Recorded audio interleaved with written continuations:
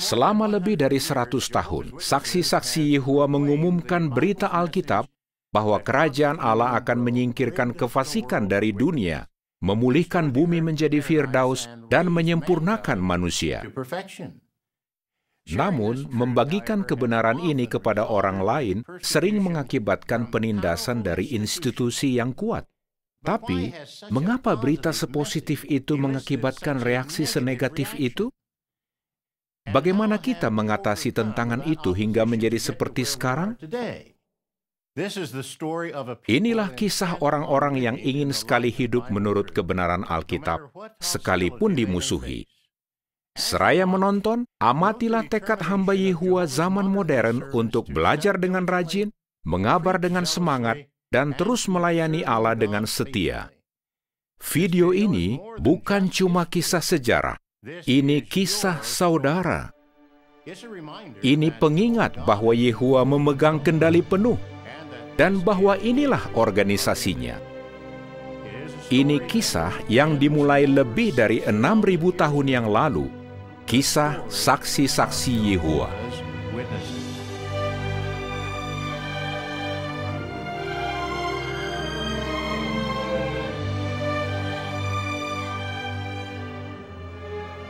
Dalam Alkitab, terang dikaitkan dengan kebenaran, sedangkan kegelapan dikaitkan dengan kepalsuan.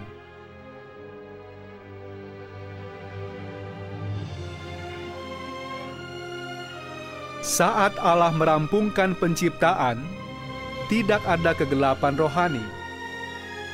Tapi setelah Adam dan Hawa berdosa, masyarakat manusia berada di bawah kendali setan. Menjauhi terang adalah tujuan utama orang fasik. Siapapun yang mencari kebenaran dalam dunia seperti itu, pasti akan ditentang.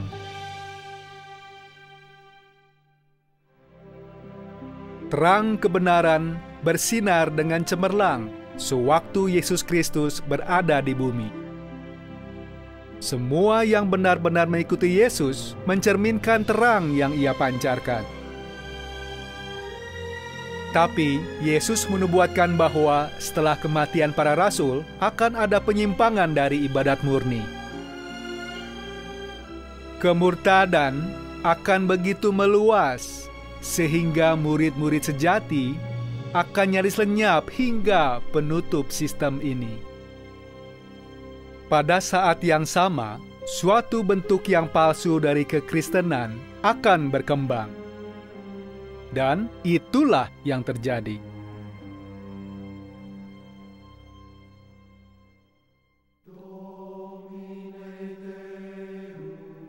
Gereja-gereja yang mengaku Kristen menyimpang dari ajaran Kristus. Hasilnya adalah penyalahgunaan kekuasaan dan penderitaan yang tak terkatakan. Ini adalah masa kegelapan yang pekat.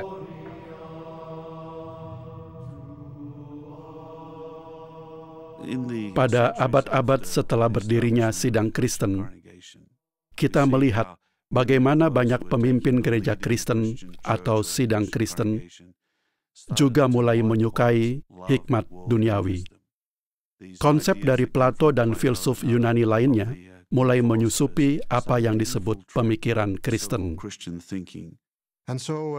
Jadi, orang-orang murtad ingin mencampur ajaran dan tradisi Kristen dengan konsep agama kafir. Tujuannya agar hal-hal ini terlihat lebih menarik bagi orang kafir, sehingga mereka bisa ditarik ke dalam agama Kristen. Seraya waktu berlalu, para pemimpin agama yang murtad semakin mengaburkan terang itu dengan membuat Alkitab tetap dalam bahasa Latin yang tidak lagi dipahami banyak orang. Namun, pada waktu-waktu tertentu dalam masa kegelapan ini, masih ada yang merasakan pentingnya membaca dan memahami firman Allah. Misalnya tahun 1100-an, saudagar Prancis Vaudey menugaskan penerjemahan Alkitab ke dalam bahasa rakyat. 2 abad kemudian, pastor Katolik John Wycliffe menuliskan kecaman atas praktek gereja yang menyimpang. Tahun 1382, Tim Wycliffe merilis terjemahan Alkitab bahasa Inggris yang pertama. Para siswanya, kaum Lollard, mengabarkan berita Alkitab kepada siapapun yang mau mendengar. Tahun 1495, huruf lepasan ditemukan. Alkitab lengkap atau bagiannya pun bisa dicetak dalam 12 bahasa.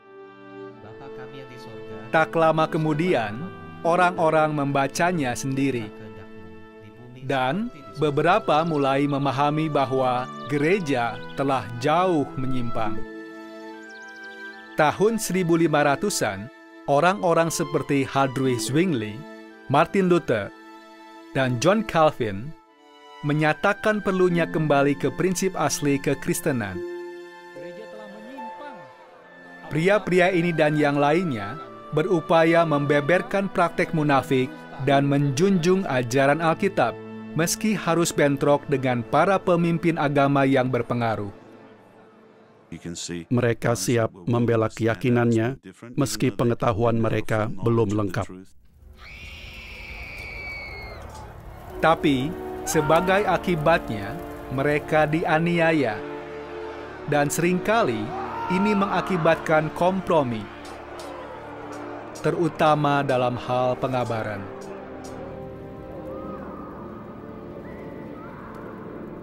Meski demikian, di banyak negeri, tahun 1600-an dan 1700-an diwarnai merebaknya minat baca Alkitab.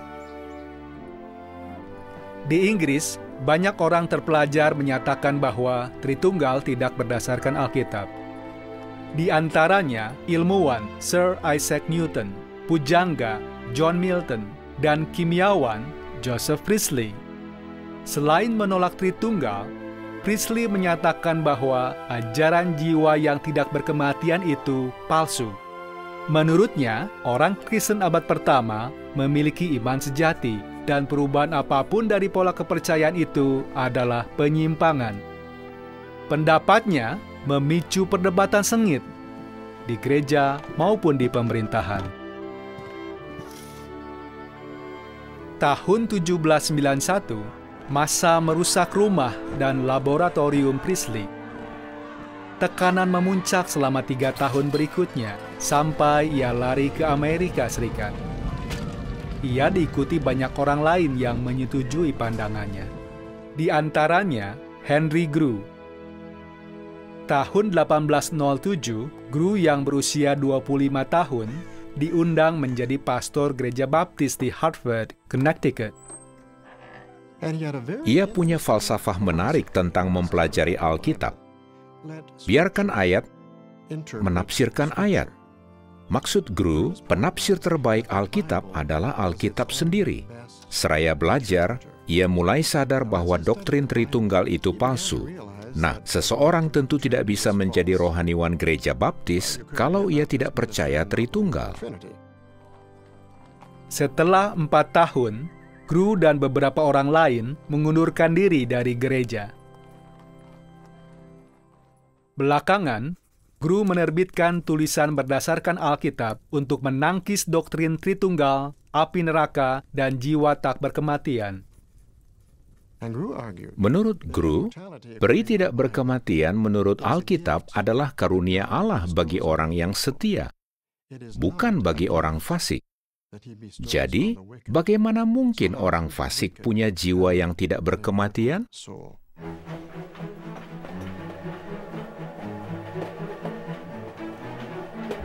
Pamflet Grew berpengaruh luas.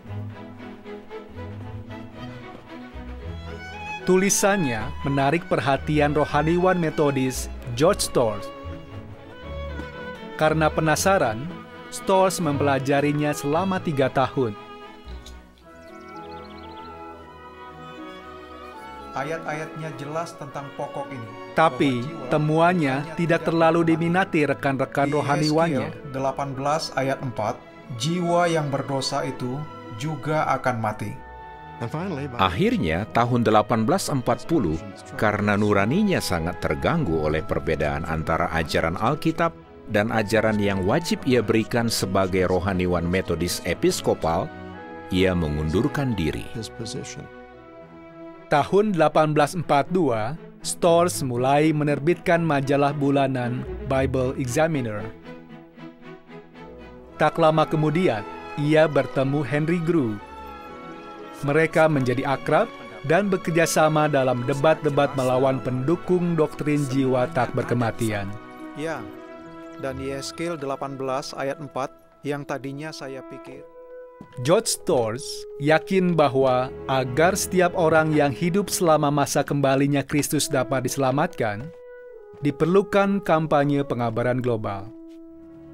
Ia tidak tahu bagaimana itu akan dicapai, tapi dengan iman ia menulis, Namun, kebanyakan orang, karena tidak bisa membayangkan bagaimana sesuatu bisa dilakukan, menolaknya, seolah-olah itu mustahil bagi Allah. Storrs meninggal pada tahun 1879 di rumahnya di Brooklyn, New York, di lingkungan yang kelak menjadi pusat pengabaran sedunia yang ia sendiri nanti-nantikan. Tibalah saatnya terang muncul dari kegelapan.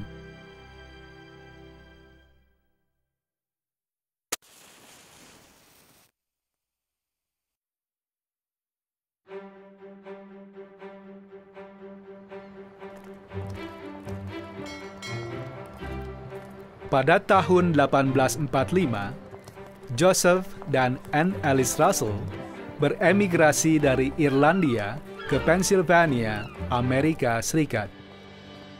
Mereka lalu memiliki 5 anak, di antaranya Charles Taze. Tapi situasinya sulit. Kakaknya, Thomas, meninggal pada usia 5 tahun. Sebelum Charles berusia 9, 2 adiknya meninggal. Kemudian, ibunya juga meninggal. Tidak apa-apa, Nak. Semuanya akan baik-baik saja.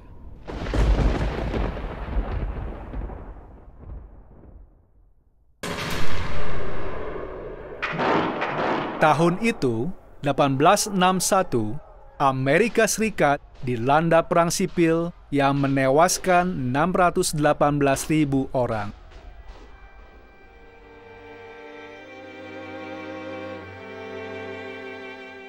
Ribuan tewas di medan perang tak jauh dari tempat keluarga Russell tinggal dan bekerja.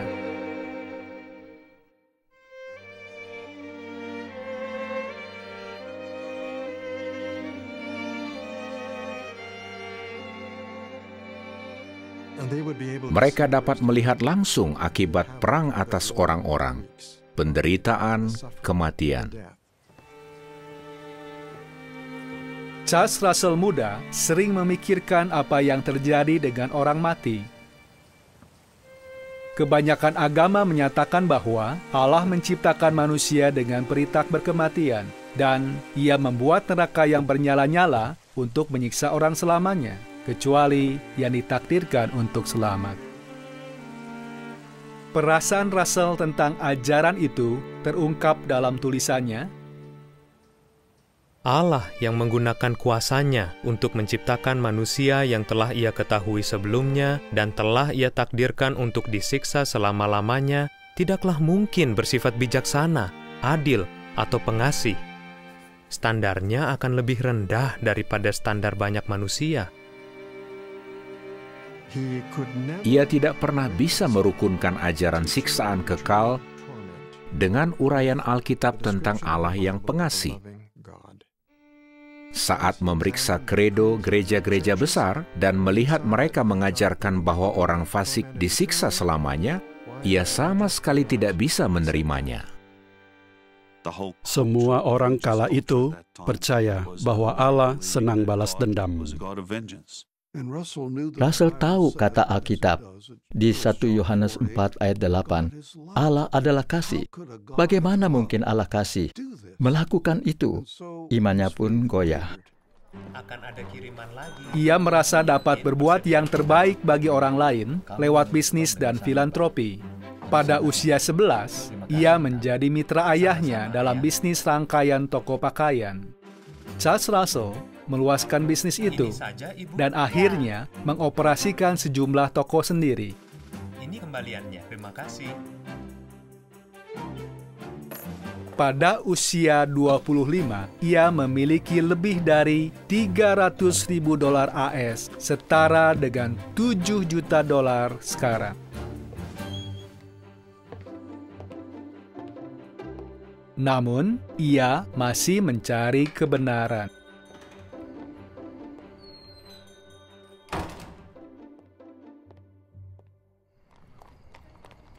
Tahun 1869, terjadi sesuatu yang meneguhkan kembali imannya.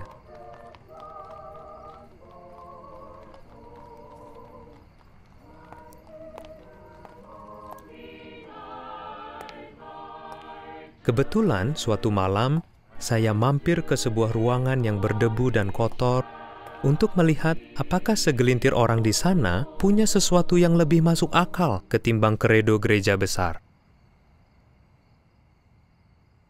Perhatikan kata-kata Tuhan dan Juru Selamat kita, Yesus sendiri, kepada para rasul-Nya. Di sanalah, untuk pertama kalinya, saya mendengar sesuatu tentang pandangan Advent kedua oleh Jonas Wendell. Berkata kepada mereka, Walaupun penjelasan Alkitab yang disampaikannya tidak sepenuhnya jelas, itu cukup di bawah Allah untuk meneguhkan kembali iman saya yang sedang goyah akan ilham ilahi dari Alkitab. Ingatlah, saat itu Russell bukan ateis. Ia hanya kecil hati. Ia merasa kebenaran tidak bisa ditemukan dimanapun. Khotbah penganut Advent kedua itu cukup untuk mendorong dia mengambil Alkitabnya dan mulai menggali lagi. Ternyata kata Tritunggal tidak ada dalam Alkitab. Dengan penuh semangat, Charles, Joseph ayahnya, dan beberapa kenalan di Pittsburgh dan Allegheny membentuk kelas pelajaran Alkitab. Mereka memilih suatu pokok, mengambil konkordansi Alkitab, melihat setiap ayat yang berkaitan dengan pokok itu, lalu mereka menuliskan kesimpulannya. Dan mereka mengatakan, baiklah, ini yang Alkitab ajarkan, ini yang akan kita percayai. Ya, firman Allah jelas. Setelah 5 tahun belajar, pemahaman Alkitab mereka telah mengalami perubahan yang sangat besar. Pelajaran Alkitab mereka menghasilkan banyak kesimpulan penting yang bertentangan dengan pandangan umum agama kala itu. Misalnya, meski kebanyakan agama mengajarkan bahwa manusia memiliki jiwa, Russell dan rekan-rekannya menyimpulkan bahwa manusia adalah jiwa, dan jiwa bisa mati.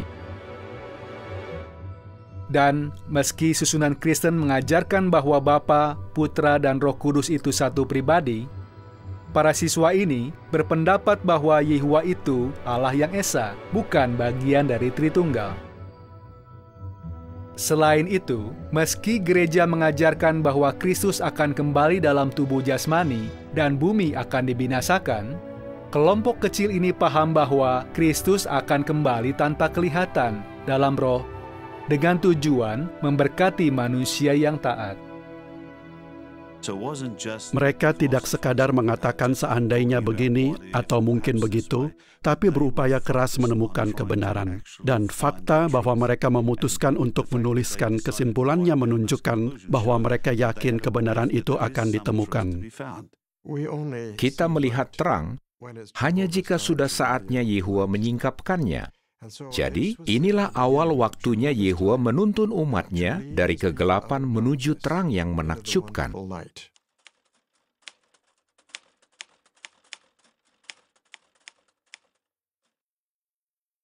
Charles Russell tidak pernah menyatakan dirinya diilhami Allah. Ia mengakui bantuan Jonas Wendell, George Storrs, dan seseorang yang juga mendatangkan salah satu ujian terbesar atas imannya, Nelson Barber, penerbit Herald of the Morning. Dalam sebuah perjalanan bisnis, Russell menerima salinan Herald Isinya mengejutkan. Seperti Russell, Barber berpendapat bahwa Kristus akan kembali tanpa terlihat. Russell mengatur pertemuan dengan Barber. Segera, kelompok pelajaran Alkitab Russell, sejumlah 30 orang, bergabung dengan kelompok Barber yang lebih besar. Russell menyumbang untuk mencetak Herald of the Morning. Bisnis ini sangat bagus. Saat itu, Russell mulai menjual bisnisnya agar bisa mengabar sepenuh waktu. Ya, saya perlu meninggalkan bisnis ini untuk memulai kehidupan baru. Silakan. Terima kasih. Semoga kegiatan baru Anda sukses.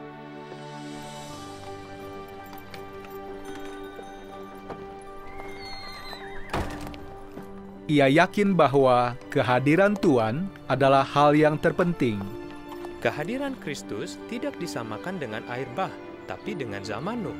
Pengkhotbah 1 ayat 4. Pada usia 25, ia pergi dari kota ke kota untuk berbicara di beragam acara publik, di jalan, dan ke gereja-gereja Protestan serta pendeta mereka.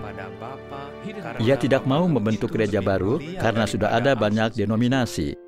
Ia menyampaikan ajaran utama Alkitab ini dan mendesak mereka untuk mempelajari lalu menyampaikannya di mimbar mereka.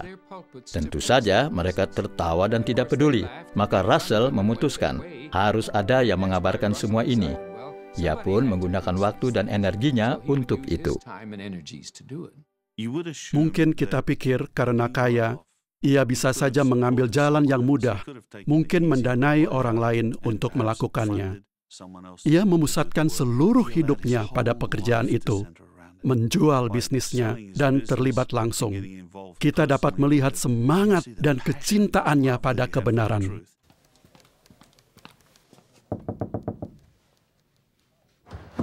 Ada surat, Tuan Russell. Makasih. Setelah 2 tahun bersama Nelson Barber, timbul perselisihan yang akan menguji keloyalan tiap anggota kelompok pelajaran Alkitab itu. Barber menulis artikel untuk Herald yang menolak ajaran bahwa kematian Kristus dapat menebus para pendosa. Meski mengaku percaya akan tebusan, menurut Barber, konsep bahwa kematian Kristus dibayarkan bagi dosa manusia tidak berdasarkan Alkitab dan sangat menjijikkan bagi keadilan. Russell, rekan editornya yang masih muda, tidak sependapat. Melalui Herald, Russell membela kebenaran Alkitab ini dengan panjang lebar. Meski tidak menyenangkan, saya perlu menyatakan keberatan atas artikel saudara saya tentang pokok ini. Saya keberatan bukan karena persaingan, tapi karena saya yakin doktrin yang diserang dalam artikel itu adalah salah satu ajaran terpenting firman Allah.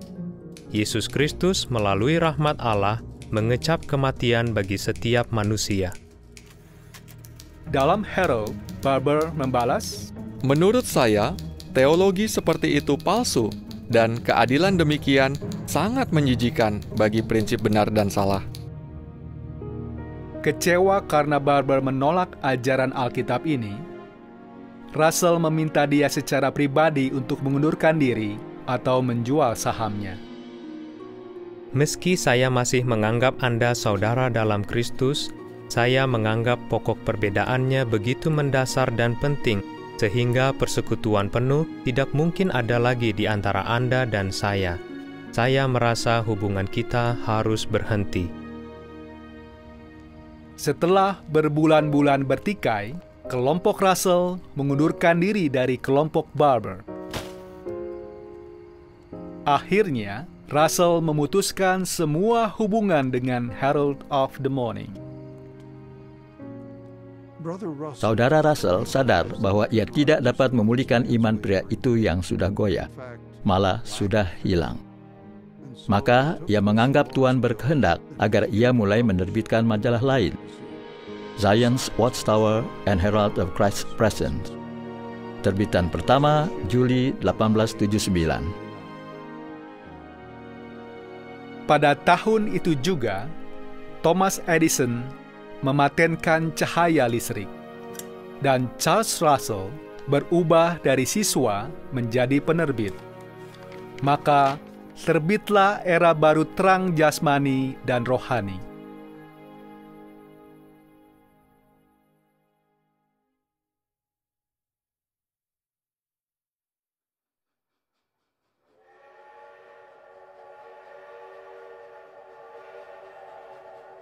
Sejak terbitan pertama, Zion's Watchtower mendukung kepercayaan yang teguh akan tebusan. Banyak orang dari kelompok Barber memihak Russell dalam hal ini. Tahun 1879 dan 1880, Russell dan para pembaca Zion's Watchtower membentuk 30 sidang. Orang-orang yang bergabung dengan mereka dikenal hanya dengan nama siswa-siswa Alkitab. Para pencinta kebenaran bertanya-tanya, siapa Allah? Mengapa kita di sini? Kemana kita pergi? Dan mereka kecewa dengan gereja. Mereka pun mencari dan akhirnya menemukan sesuatu. Lalu, Russell dan orang-orang Kristen berbakti lainnya mendirikan lembaga Alkitab Nirlaba guna meluaskan distribusi lektur Alkitab dalam berbagai bahasa. Sejak awal, mereka sepakat tidak akan pernah meminta-minta uang. Pekerjaan ini akan selalu dilaksanakan lewat sumbangan sukarela. Peringatan tahunan kematian Kristus merupakan kesempatan untuk menyelenggarakan kebaktian besar. Belakangan, ini diadakan secara rutin. Pembaptisan Kristen menjadi corak tetap. Siswa-siswa Alkitab berupaya berpaut pada perintah Alkitab untuk tidak menjauhkan diri dari pertemuan-pertemuan ibadah mereka.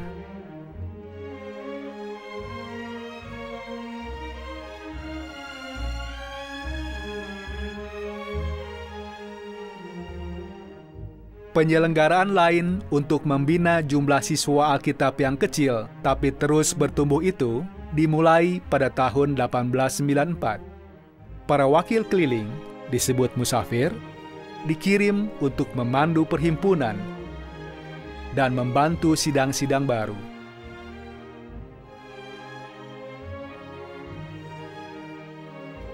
Sekitar saat itu, Russell mulai menerbitkan buku berisi hasil riset Alkitabnya, dan akhirnya menulis 6 jilid.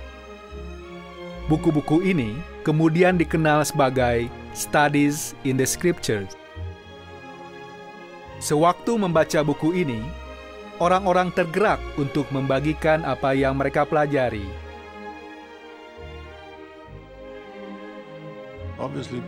Jelas, orang berhati jujur bisa mendengar nada kebenaran. Mereka melihat inilah kebenaran, dan ini sangat berbeda dengan ajaran denominasi Kristen lainnya. Pengaruh buku-buku ini adalah bahwa banyak orang langsung mengubah kehidupan mereka. Siswa-siswa Alkitab mempraktekkan apa yang mereka pelajari dari Alkitab.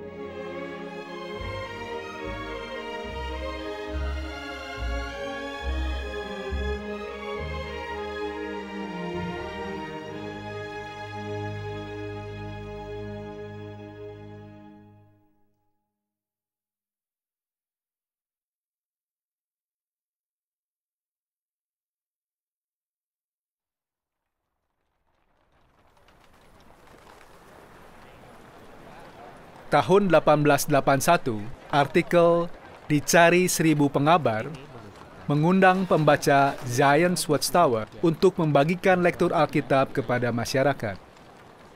Beberapa pemberita sepenuh waktu, disebut kolportir, mengabar dari rumah ke rumah, menyampaikan berita langsung ke rumah orang. Watchtower Juli 1881 mengingatkan pembaca bahwa semua orang Kristen sejati bertanggung jawab untuk mengabar. Mereka tahu ini kebenaran dan mereka memberitahu orang tentangnya, persis seperti setiap saksi dewasa yang mengetahui kebenaran dan memberitahu orang.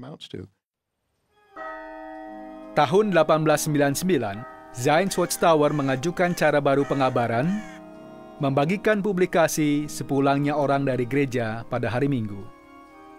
Pada satu tahap, Russell berupaya berbicara kepada pemimpin agama, lalu ia tahu bahwa tidak ada peluang untuk mengubah sistem gereja. Tapi yang lebih penting adalah mendekati orang secara individu dan memberi mereka kesempatan. Bayangkan perasaan orang yang keluar. Mereka baru saja dari gereja atau agama yang mapan, bertemu orang yang menurut mereka terpelajar dan tahu permasalahannya. Lalu mereka pergi keluar dan di situ ada orang-orang sederhana yang ingin memberitahu mereka sesuatu dari Alkitab. Sebenarnya kita tidak ingin berdebat, tapi menarik perhatian pada beritanya. Konfrontasi muncul karena kita melakukan pekerjaan itu, tapi tujuannya menarik perhatian pada berita Alkitab. Buku kecil dan risalah ini menyingkapkan penyimpangan gereja dari ajaran Alkitab. Itu membangkitkan amarah pemimpin susunan Kristen. Ini memengaruhi uang yang masuk ke banyak gereja. Setelah orang tahu kebenaran dan tahu bahwa mereka telah diajarkan kepalsuan, logis kalau mereka menarik diri dan tidak lagi mendukung lembaga agama yang mengajarkan kepalsuan. Tahun 1903, Carnegie Hall di Pittsburgh menjadi arena debat 6 hari. E.L. Eaton, pastor gereja Metodis Episkopal dan wakil aliansi pendeta Protestan, memiliki satu tujuan, menghancurkan pengaruh Russell, terutama ajarannya tentang keadaan orang mati. Mereka benar-benar ingin menunjukkan bahwa Russell tidak tahu menahu soal Alkitab dan penipu yang tidak cakap mengajarkan pokok Alkitab di mimbar. Russell sangat mahir menyampaikan argumennya dan meneguhkan kebenaran Alkitab yang memperlihatkan bahwa ia sangat cakap dalam menangani Alkitab.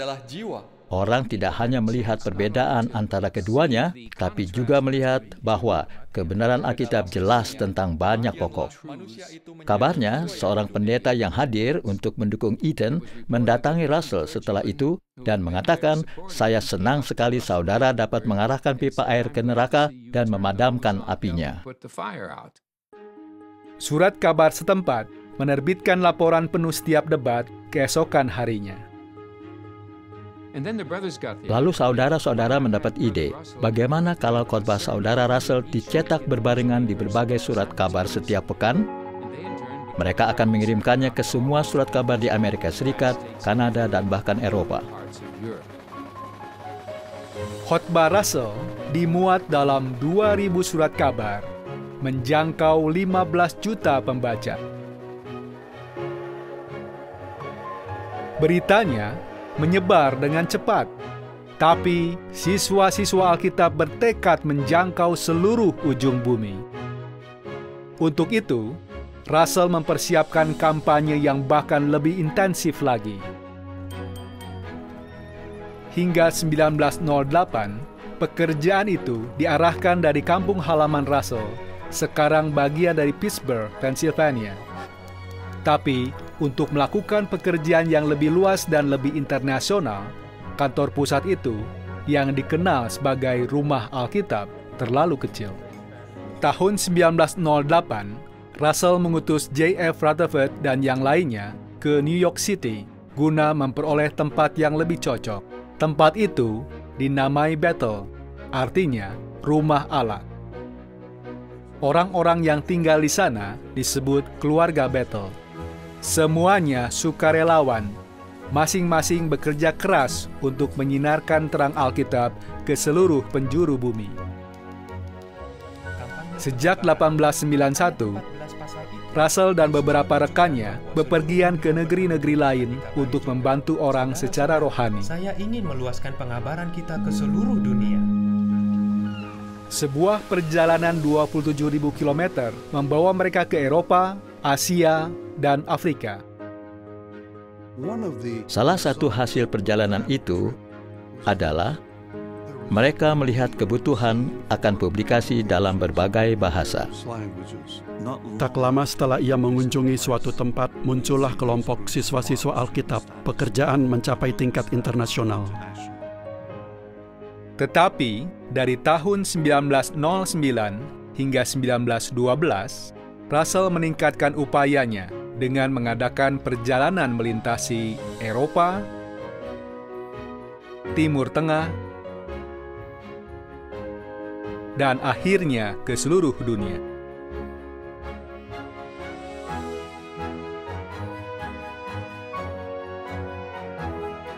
Lewat perjalanan itu, ia mengamati jutaan orang dan melihat secara langsung apa artinya membuat terang kebenaran bersinar ke seluruh dunia.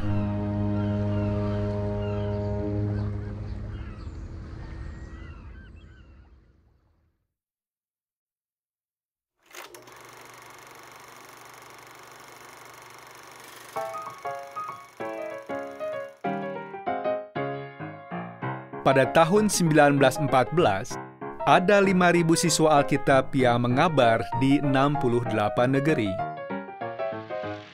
Penduduk dunia mendekati 2 miliar. Adakah cara untuk menjangkau lebih banyak orang dalam waktu yang lebih singkat?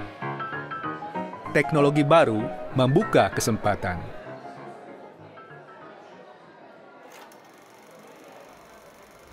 The photogrammar of creation is presented by the IBSA, the International Bible Students Association. Its aim is public instruction along religio-scientific lines and in defense of the Bible as the inspired Word of God. Siswa-siswa Alkitab melakukan sesuatu yang belum pernah dilakukan. Dengan menyingkronkan slide dan potongan film dengan musik dan dialog, mereka menghasilkan presentasi audiovisual 8 jam. Tujuannya memperlihatkan perkembangan maksud tujuan Allah dari awal penciptaan bumi hingga pemerintahan milenium Kristus. Ini ditayangkan dalam bagian-bagian berdurasi 2 jam selama 4 malam. Bagian pertama membahas tiap-tiap hari penciptaan.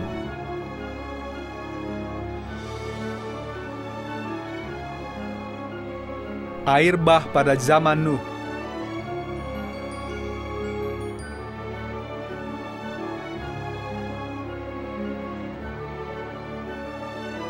Dan iman Abraham.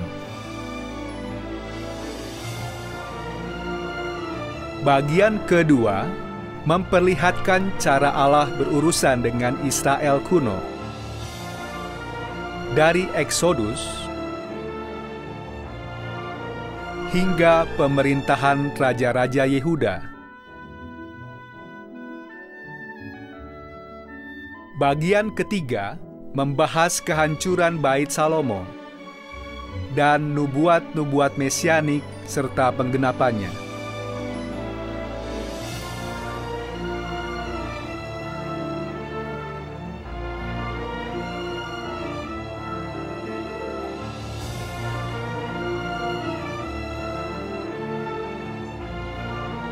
Dalam bagian keempat, para penonton melihat kisah tentang penyebaran kekristenan, penindasan yang diakibatkannya, serta populasi besar yang masih perlu dikabari berita kerajaan.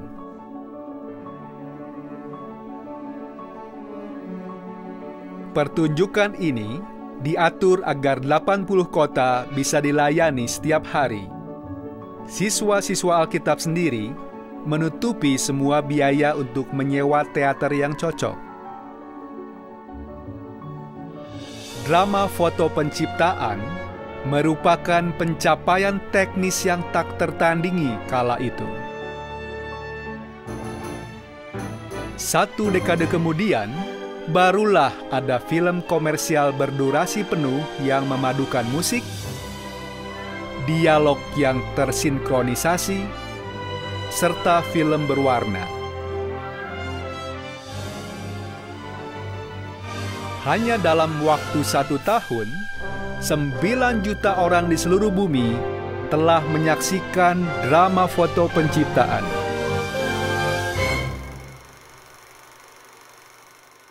Dan banyak dari mereka yakin bahwa mereka telah menemukan jalan menuju terang yang makin cemerlang.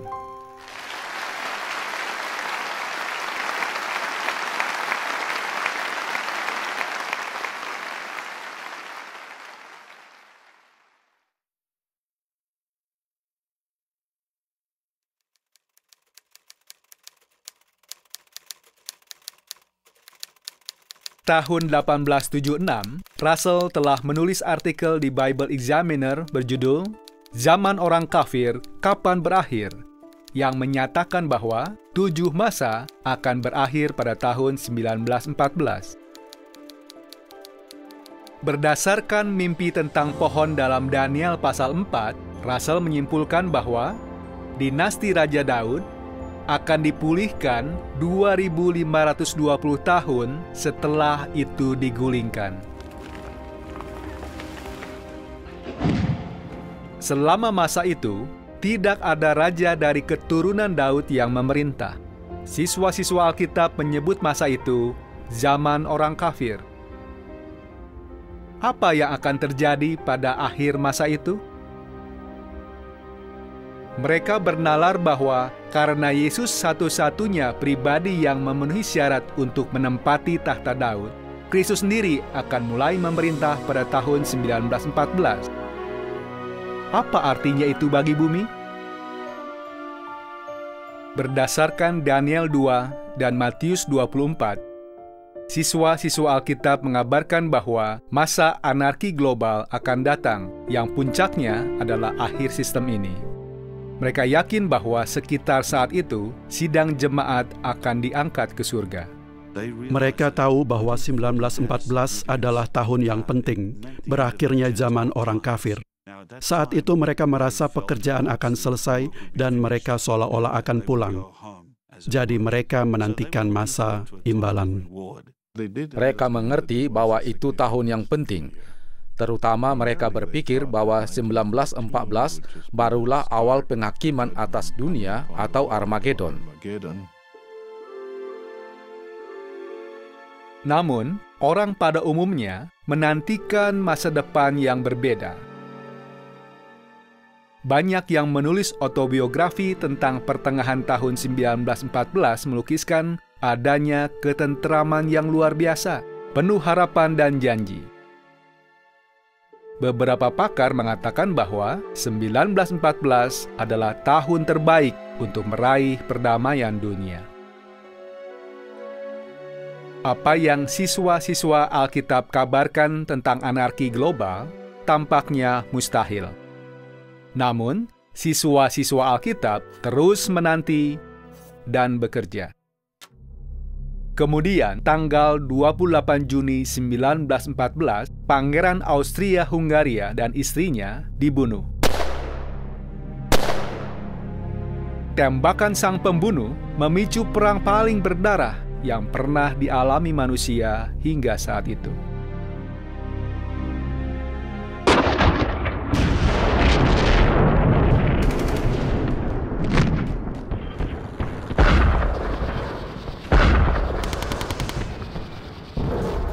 Konsep tentang ketentraman pupus, seraya negara demi negara terlibat dalam perang besar.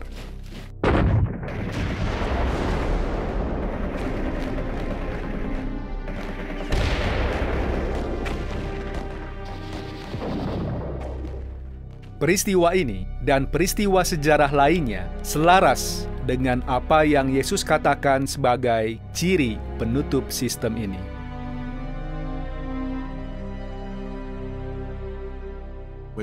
Saat Perang Dunia Pertama pecah bulan Juli, mereka merasa dibenarkan. Itu memperkuat iman mereka akan Alkitab, tapi juga kepercayaan mereka bahwa Yehua menggunakan saudara Russell dan rekan-rekannya untuk menjelaskan kebenaran. Melihat ada zaman yang Yesus perintahkan untuk diperhatikan saja cukup, tapi luar biasa bahwa mereka bisa menunjuk tahun itu. Sungguh fenomenal.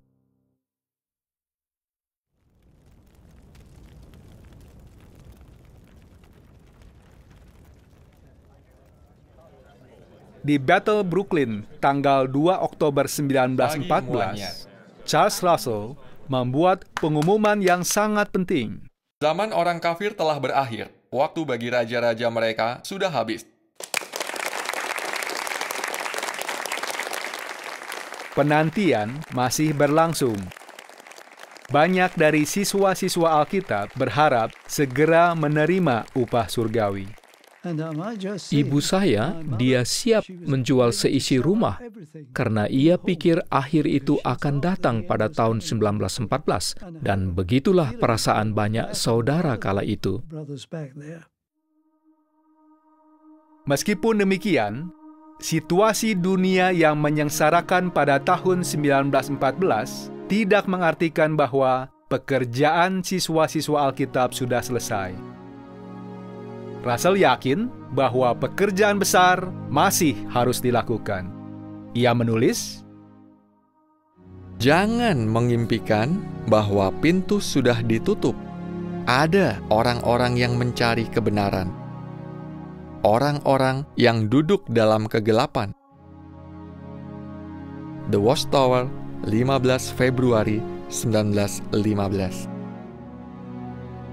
Namun, Russell sendiri tidak akan menjangkau orang-orang itu. Tahun 1916, dalam tur pengabarannya, ia meninggal pada usia 64 tahun. Ia telah menggunakan seluruh kekayaannya untuk mengabarkan berita Alkitab.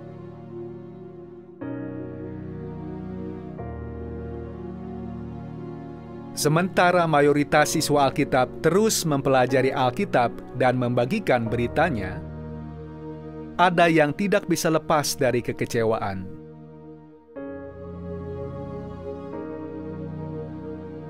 Kekecewaan bahwa penantian mereka tidak tergenap pada tahun 1914 diperparah oleh duka cita akibat kematian Russell. Mereka sangat terpukul karena terbiasa dipimpin Russell, dan mereka kira dia akan terus memimpin sampai Tuhan datang dan membawa mereka semua ke surga. Mereka tidak tahu harus berbuat apa untuk sementara. Mereka begitu terguncang sampai tidak bisa meneruskan pekerjaan. Beberapa memisahkan diri dari siswa-siswa Alkitab dan berupaya menarik yang lainnya. Apa yang akan terjadi dengan siswa-siswa Alkitab?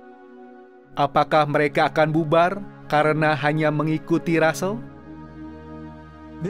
Ini bukan pekerjaan manusia. Ini pekerjaan Allah Yehova. Jelas bahwa Yehova telah memilih organisasi ini karena kesetiaan dan ketulusan orang-orang yang berada di baliknya.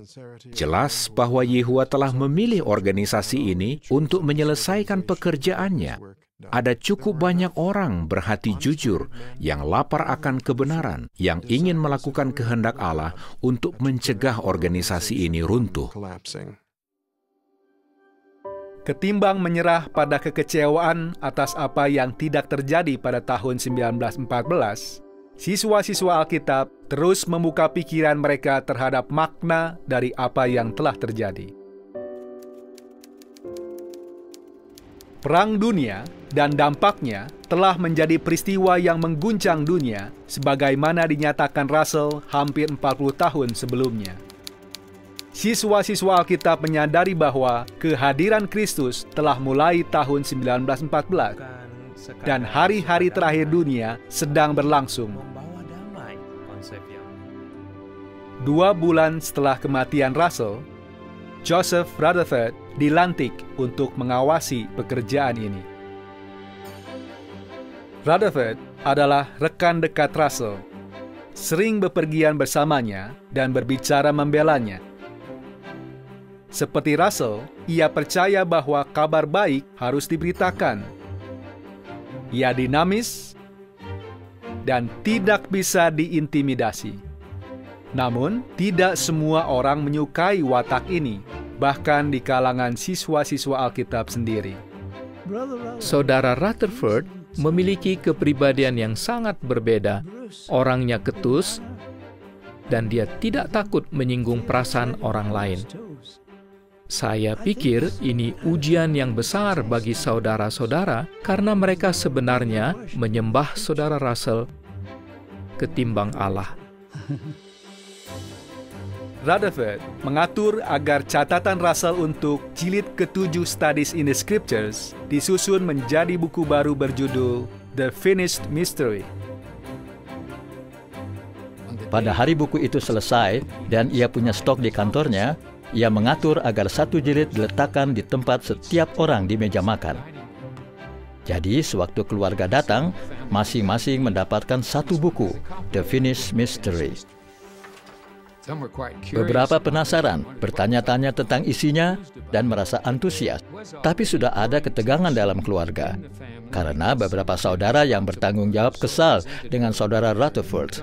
Beberapa punya ambisi pribadi, jadi mereka menggunakan peristiwa itu untuk menuduh saudara Rutherford telah bertindak lancang dengan menerbitkan buku itu tanpa meminta izin mereka. Akibatnya, saudara Rutherford dikecam habis-habisan selama 5 jam, dan banyak tuduhan yang tidak adil dilontarkan. Menurut saudara Macmillan, hari itu mereka meninggalkan ruang makan dan kebanyakan makanan tidak disentuh dan keluarga sangat sedih. Namun, masyarakat umum memerhatikan The Finnish Mystery. Rencana awalnya kurang dari 100.000 buku. Tapi dalam waktu singkat, lebih dari 850.000 buku harus dicetak. Pemimpin agama membenci buku itu. Ajaran dan praktek mereka yang tidak berdasarkan Alkitab tersingkap karenanya. Peran mereka dalam Perang Dunia pun diketahui publik. Pemimpin agama balik menyerang. Dengan memanfaatkan patriotisme masa perang, mereka menuduh siswa-siswa Alkitab sebagai penghasut, mata-mata, dan pengkhianat, dan mereka mendesak pemerintah Amerika Serikat untuk menghentikan kegiatan siswa-siswa Alkitab. Pada tanggal 8 Mei 1918, Joseph Rutherford dan ke-7 rekannya ditangkap.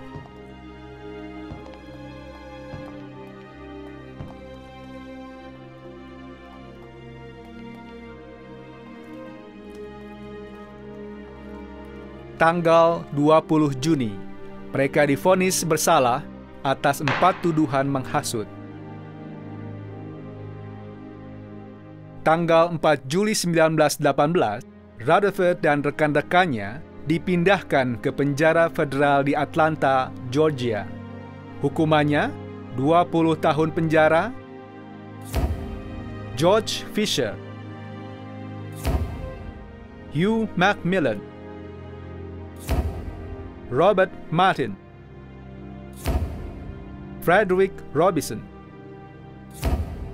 Joseph Rutherford,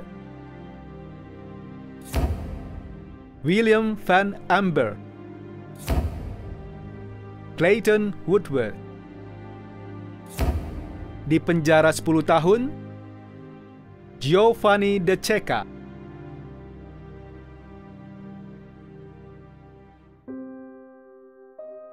Mereka sangat terpukul karena dipenjarakan. Apakah mereka melakukan yang seharusnya tidak dilakukan? Apakah Tuhan tidak senang? Atau apakah Tuhan mengizinkannya? Mereka sungguh tak tahu. Iblis menghasut orang-orang untuk menentang kita secara langsung dan tak langsung. Tuduhan menghasut sering dipakai menentang umat Yehuwa. Ini cuma taktik. Saudara-saudara itu tentu saja tidak melakukan apapun yang membahayakan pemerintah AS. Tanggal 26 Agustus 1918, kantor pusat Brooklyn ditutup. Operasi dipindahkan kembali ke Pittsburgh.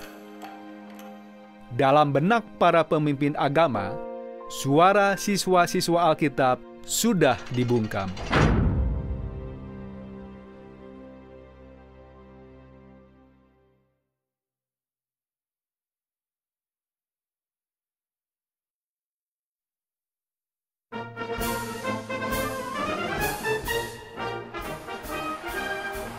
Tanggal 11 November 1918, Perang Dunia berakhir.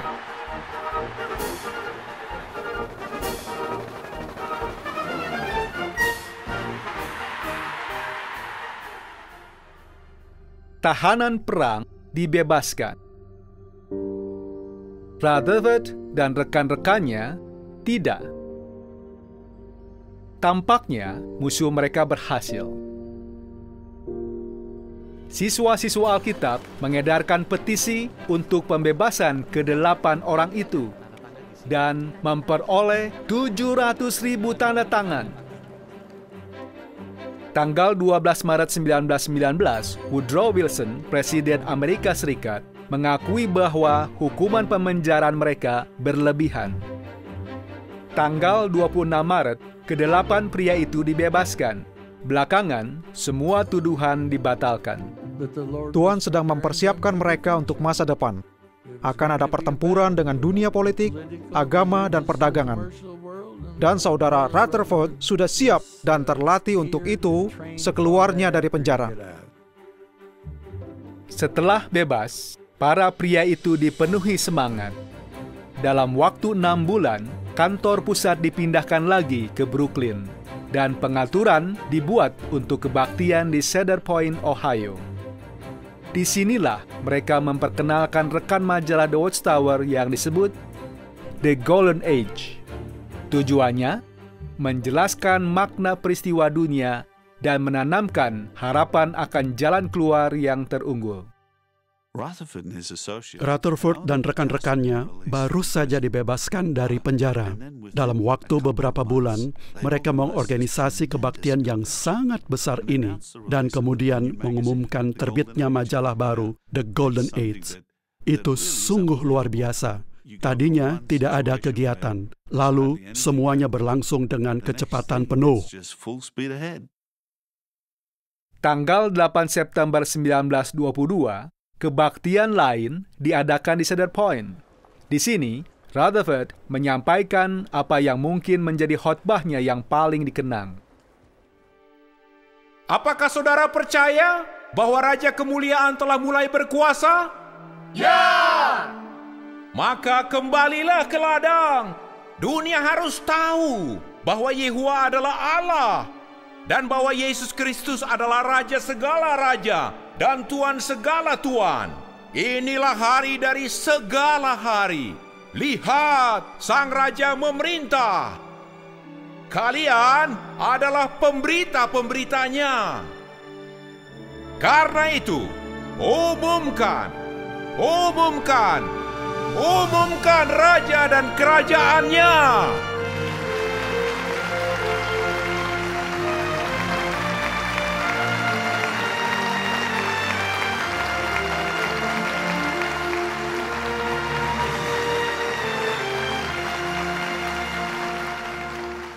Dan mereka pun mengumumkannya. Mereka pasti ciut memikirkan bahwa daerah mereka adalah dunia ini, sedangkan pekerjaannya hanya beberapa ribu. Mereka tahu Yehowa akan membantu, akan ada orang lain yang bergabung. Jadi pekerjaan ini akan meluas. Kita bisa bayangkan, mereka bertanya-tanya bagaimana ini akan dilakukan. Dan itu wajar. Tapi saudara-saudara itu tidak ambil pusing. Mereka beriman penuh kepada Yehowa. Fokus kita saat itu, sehubungan dengan khotbah saudara Rutherford, adalah bahwa ada yang harus dilakukan. Dan kita harus menyelesaikan pekerjaan yang telah dipercayakan kepada kita. Dan fokus kita adalah melanjutkan pekerjaan itu dan memenuhi amanat kita sebagai pelayannya di bumi. Iman mereka sangat besar. Mereka tidak sepenuhnya paham hasil akhirnya. Tapi karena beriman, mereka melakukannya dan menyerahkan hasilnya kepada Yehowa. Seperti beberapa pendahulu mereka, para siswa Alkitab ini punya keberanian untuk keluar dari agama palsu. Namun, bedanya adalah mereka bersatu dan mereka tidak mau berhenti mengabar. Bahkan saat menghadapi tantangan berat. Karena bertekun, mereka terus merasakan betapa menyukacitakannya keluar dari kegelapan. Sekarang, pekerjaan besar terbentang di hadapan mereka. Di masa depan, masih ada pengorbanan yang lebih besar. Dan tentunya pencapaian yang luar biasa.